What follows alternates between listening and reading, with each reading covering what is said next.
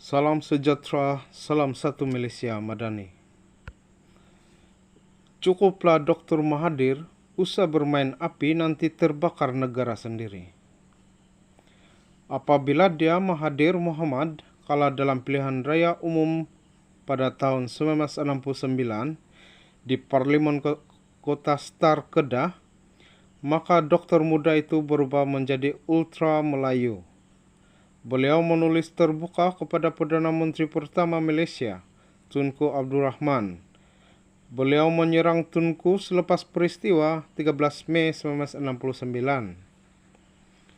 53 tahun kemudian, apabila dia kalah di Parlimen Langkawi dalam pilihan raya umum ke-15 pada tahun 2022, sehingga hilang deposit, pemimpin yang telah lanjut berusia itu dengan pencapaian 2 kali menjadi Perdana Menteri Malaysia, kini menyerang pula Perdana Menteri ke-10 Anwar Ibrahim.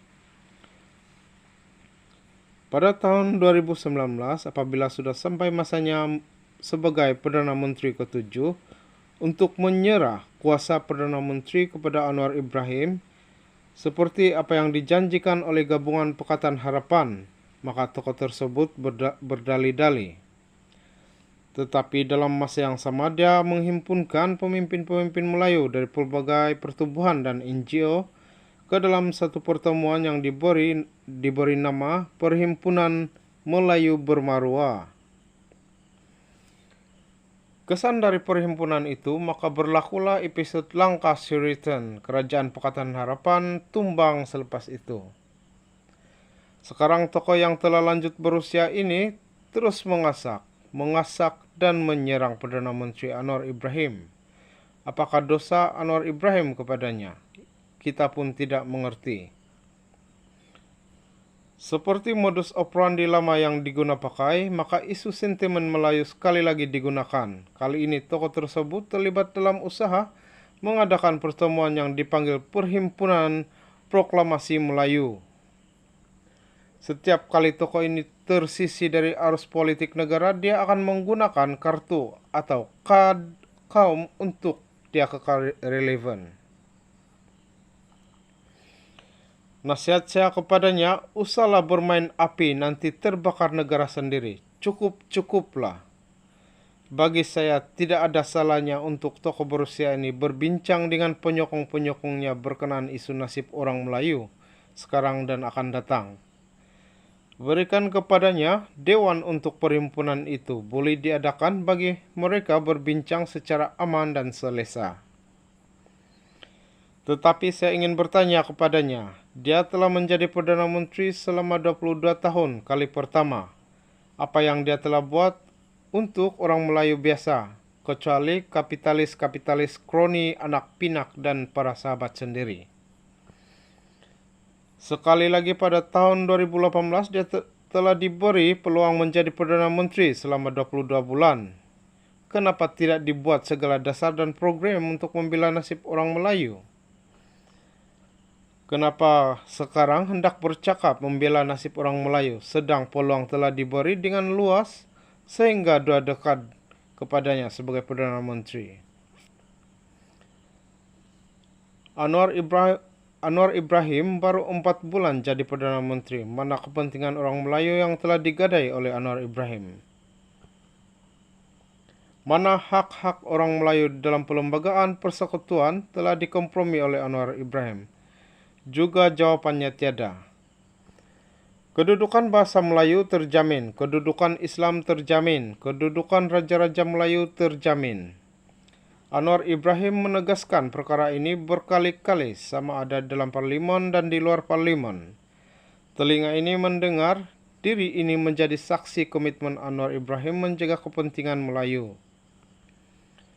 Bezanya, sebagai seorang pemimpin negara berbilang bangsa dan agama, Anwar tetap tegas menjaga kepentingan dan hak-hak kaum-kaum lain dan agama lain seperti yang dijamin oleh undang-undang negara dan pelembagaan persekutuan.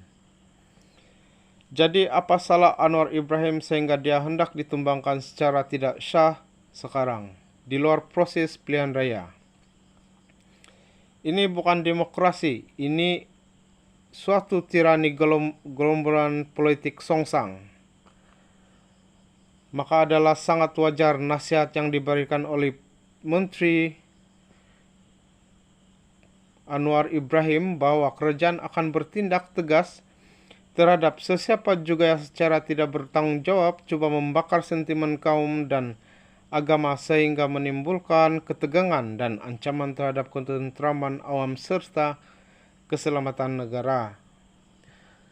Demi keselamatan Malaysia, saya menyokong ketegasan Perdana Menteri Anwar Ibrahim itu.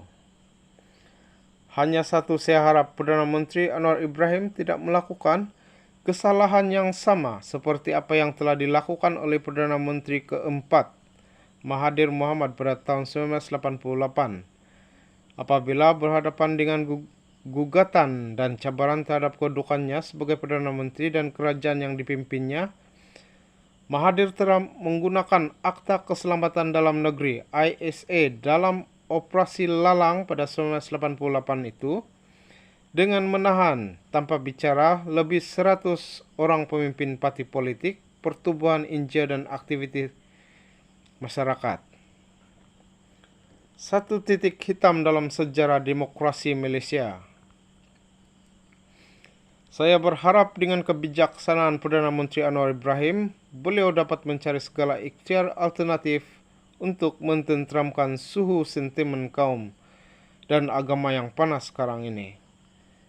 Elakan kerajaan Malaysia Madani, pimpinan Perdana Menteri Anwar Ibrahim sekarang ini dari menggunakan akta-akta drakonian seperti Akta Susma untuk menangani tentangan dan cabaran dari pihak lawan. Sebagai alternatif, gunakanlah pendekatan yang lebih berhema, berdiplomasi, berunding dan terlibat urus dengan pimpinan-pimpinan parti, pembangkang, dan pertubuhan sivil serta NGO yang kini menentang secara terbuka terhadap kerajaan pimpinan Anwar Ibrahim. Gunakan kaedah perundingan, bukannya peperangan.